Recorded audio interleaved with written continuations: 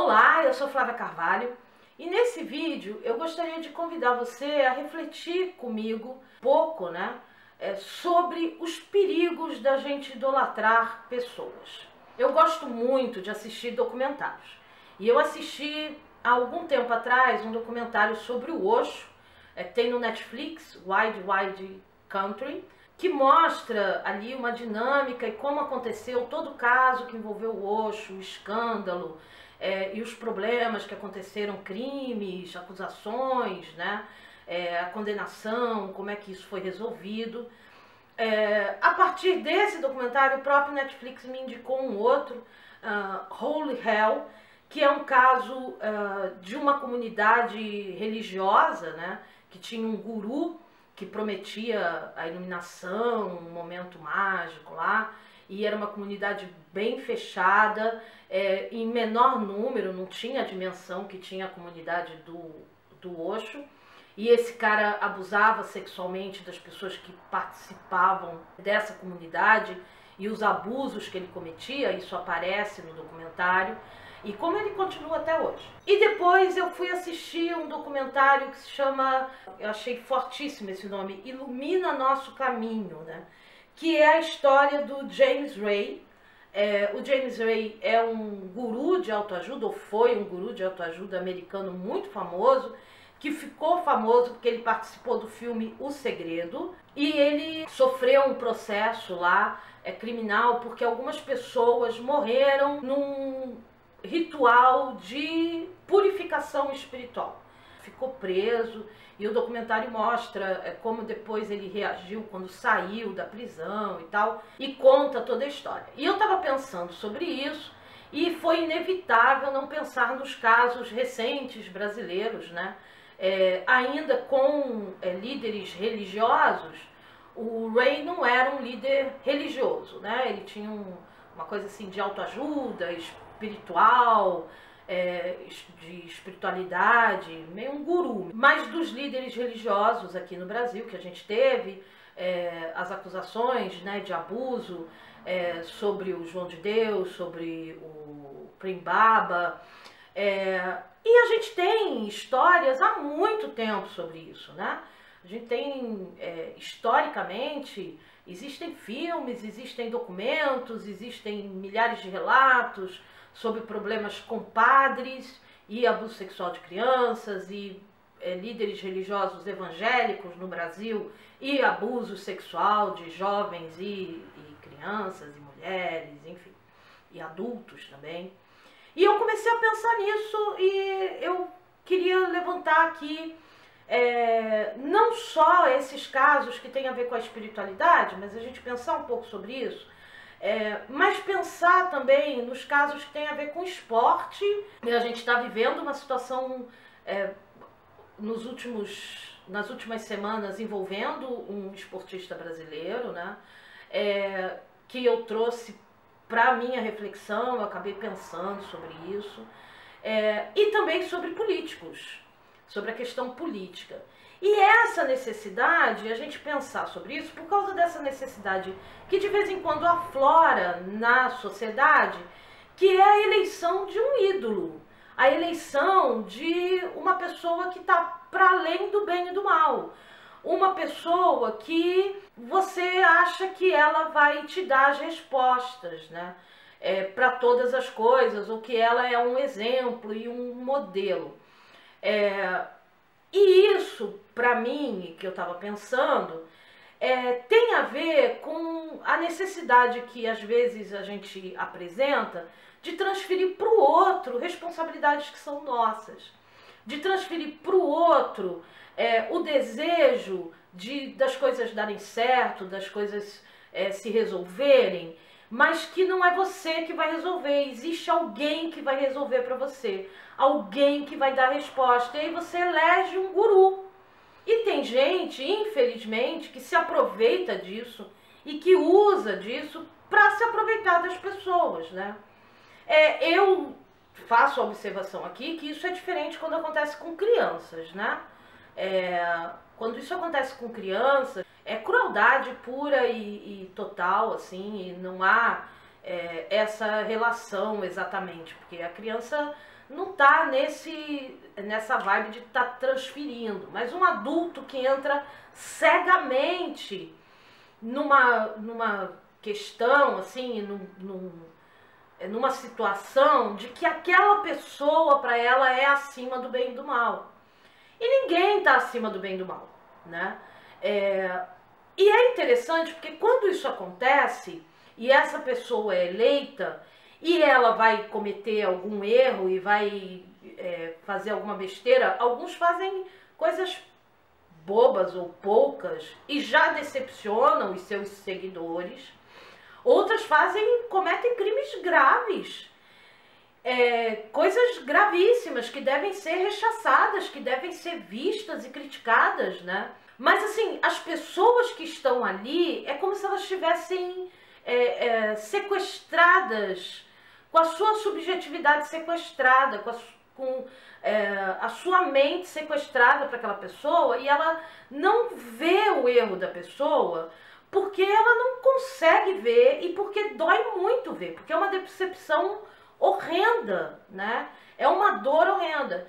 E isso eu consegui ver assim muito claro nos documentários, pessoas dando declarações, né, de como aquilo feriu, de como aquilo desestruturou emocionalmente a pessoa. E quando você está de fora é muito fácil você apontar o dedo, né? É muito fácil. Eu não estou aqui fazendo esse papel e nem convidando você a fazer. Porque a gente, quando está de fora, a gente olha e fala assim, caraca, como é que você passa por um negócio desse? Como é que você se coloca numa situação dessa? No caso do Ray, por exemplo, tinham pessoas que estavam dentro do ritual, que era uma cabana, e que queriam sair, que estavam se sentindo mal. Mas não saíam, porque ele estava ali, porque ele estava respaldando o ritual.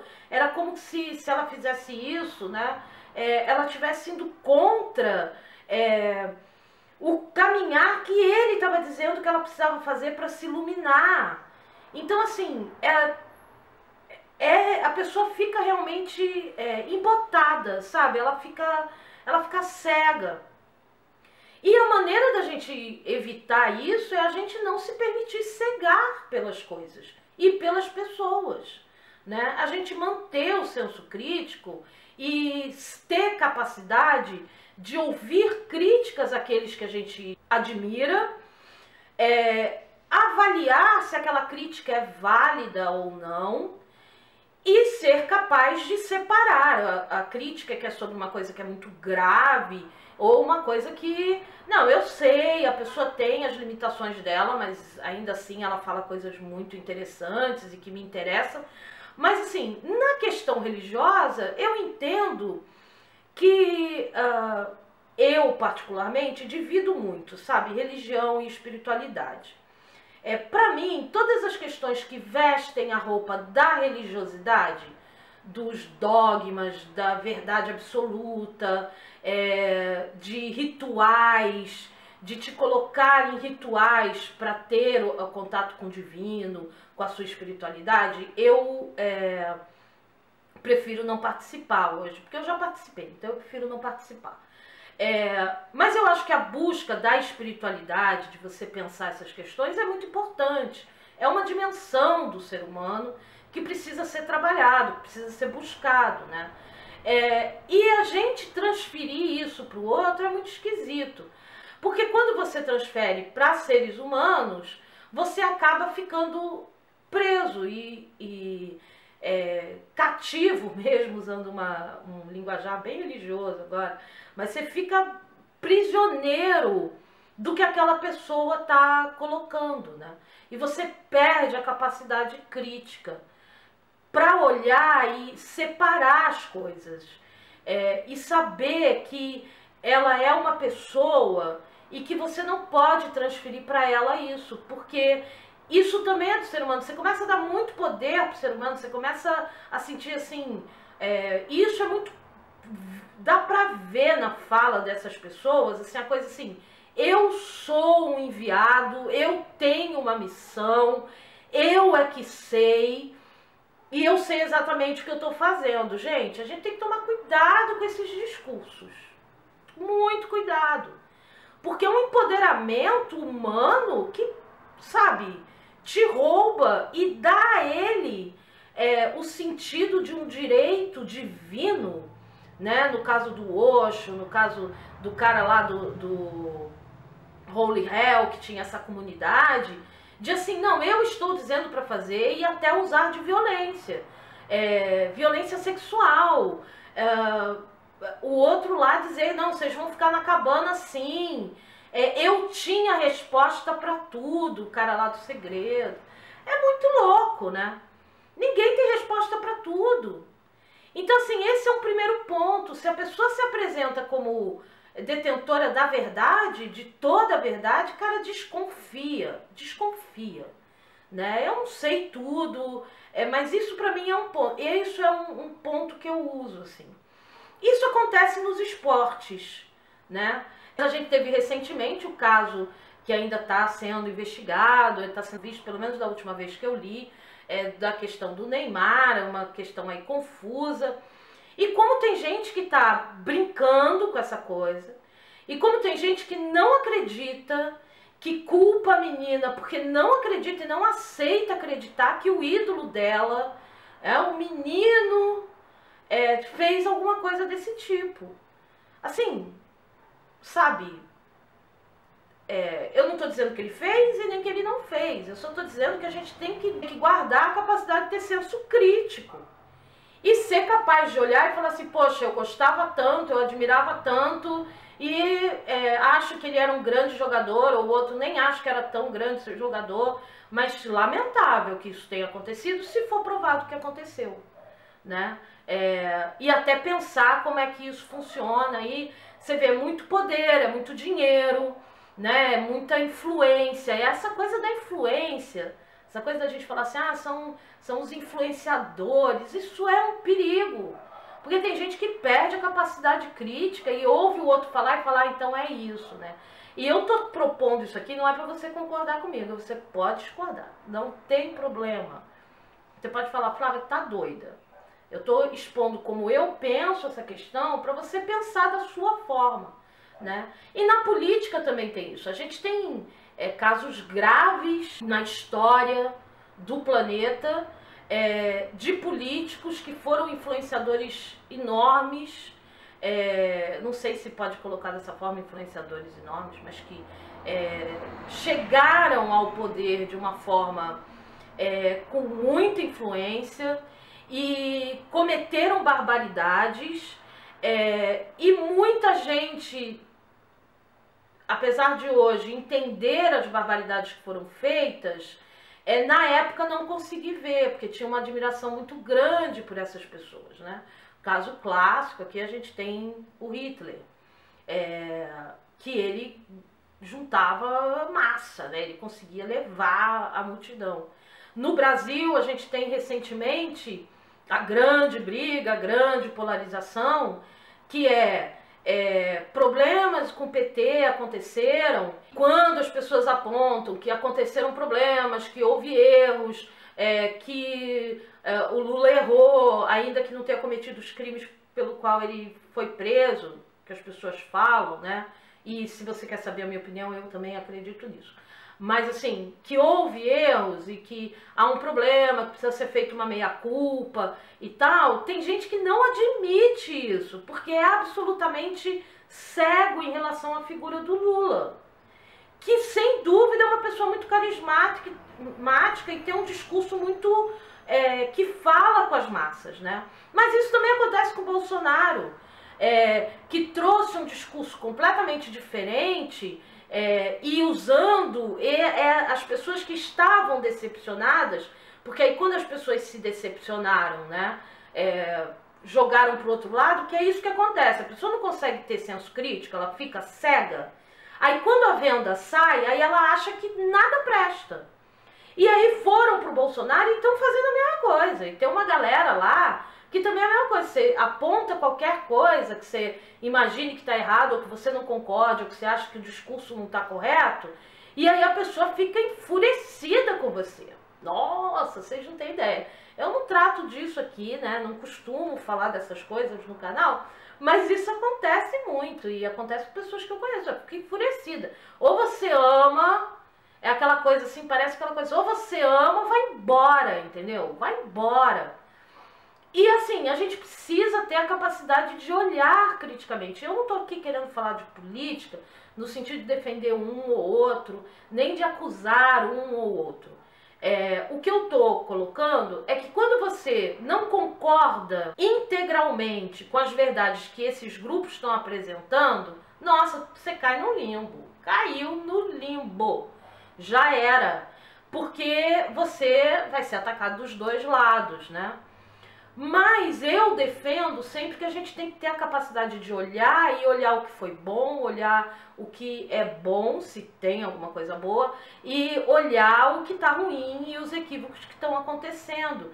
Para a gente ter o nosso senso crítico, a gente não transferir para o outro. Porque, na minha visão, a partir do que eu já vi de história e que eu conheço pouco que eu conheço de história, e da minha visão, é que a gente apoiar, a gente acreditar que uma pessoa é a resposta é o maior equívoco, o maior erro que a gente pode cometer para não chegar a lugar nenhum, para não chegar em dias melhores, para não chegar numa sociedade melhor para a gente viver, num mundo melhor para a gente viver.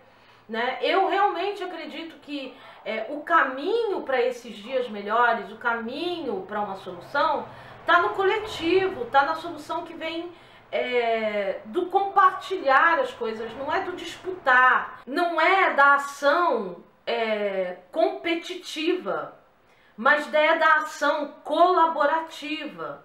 É a gente conseguir quebrar o que é muito difícil, porque as comunidades colaborativas que eu já participei sempre aparece e sempre tem, e às vezes eu também, uma coisa assim, mas eu vou olhar o meu lado e tal. É a gente conseguir quebrar com essa lógica e cada um assumir a sua responsabilidade sem transferir para o outro. E assim, isso para mim fica muito claro quando eu assisti os documentários, os dois primeiros que eu falei, né, o do Osho e o do líder lá religioso, do Holy Hell, como na declaração das pessoas, elas falavam que o que elas lamentavam, elas tinham sofrido muito e tal, mas que elas não conseguiam achar ruim os momentos que elas tinham vivido em comunidade, na construção comunitária, como isso é forte na gente, quando a gente encontra um grupo que a gente se identifica. E isso também gera muito isso, porque as pessoas querem participar de grupos, né? Querem participar de comunidades. E elas encontraram ali um lugar onde elas puderam exercitar isso. Então, para mim, esse é o caminho, a gente conseguir construir junto. Ah, Flávia, mas líderes são necessários? Sim! Você pode até defender que você precisa de alguém que esteja coordenando, um grupo de pessoas coordenando esse negócio todo. Mas assim, que nós somos capazes de apresentar a solução. Porque senão a gente vai continuar caindo em problemas do tipo passar vergonha, né? Que eu acho que é passar vergonha alheia. Porque eu me lembro claramente de um monte de gente que foi pra rua e disse: somos todos Eduardo Cunha. Caramba!